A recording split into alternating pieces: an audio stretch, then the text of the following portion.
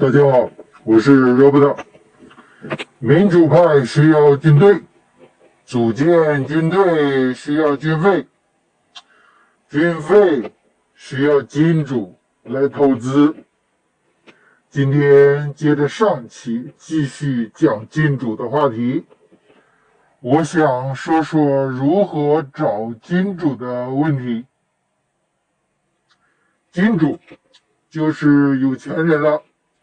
灭共投资人就是投资灭共的有钱人了，找金主就是找到愿意投资灭共的有钱人了。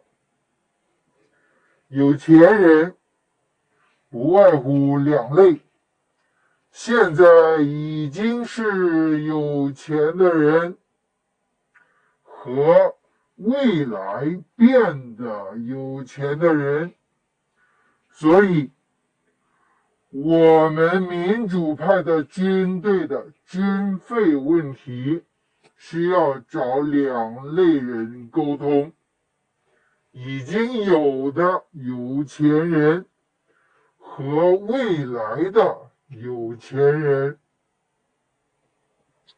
现在的有钱人就好说了，目标现成的，孙正义呢，李嘉诚啊，郭台铭啊，曹兴诚啊，马云啊等等。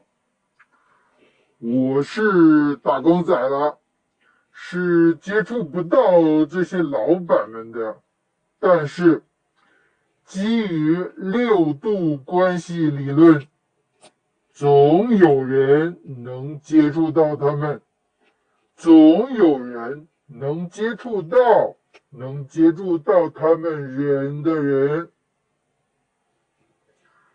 所以民主派的小伙伴们，请有时间问问你认识的人，看看能不能把灭共项目的企划传递给他们。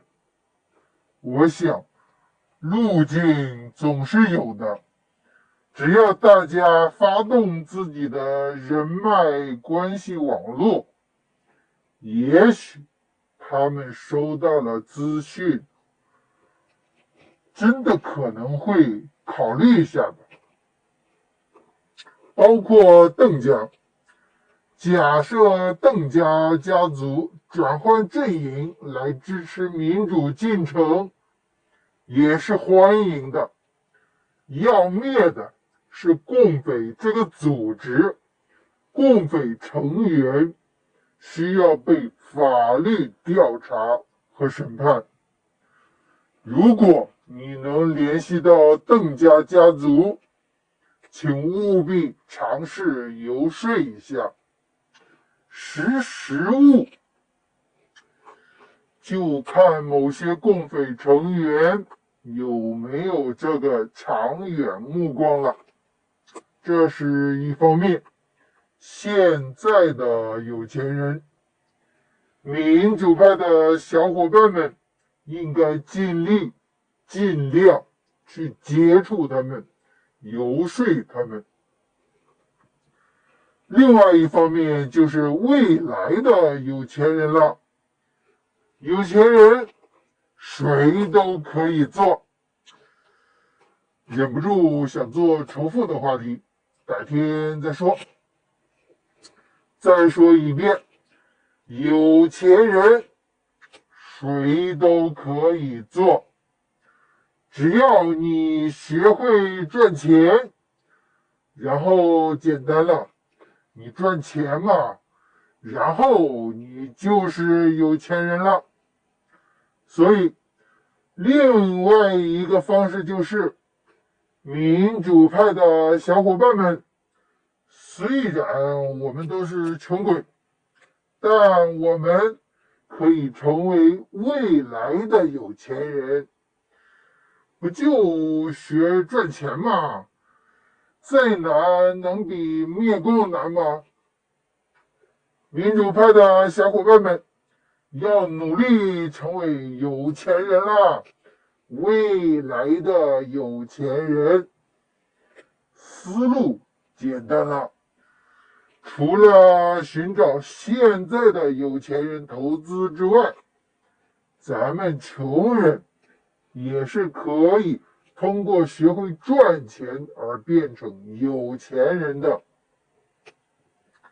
所以，寻找金主大致就两个方向：寻找联络现在的有钱人，和我们民主派穷鬼自己变成有钱人。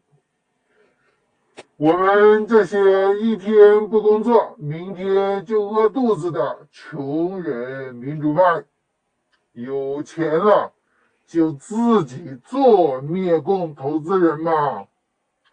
民主大陆的蛋糕，有谁不想分的吗？这个可是未来实打实的蛋糕，谁投资谁受益。小伙伴们，能联络到孙正义、李嘉诚的，尽管去试试看，试试说不定还有可能，不是肯定一点可能都没有了。我就不信孙正义和李嘉诚对民主后的大陆市场没兴趣。另外，小伙伴们，咱们可以学习赚钱的，咱们可以赚钱成为有钱人的。到时要不要投资灭共，大家自己心里算算账就是了。灭共成功了，大陆民主了，风险投资人，回报是必然的。好了，今天就这样吧，明天见。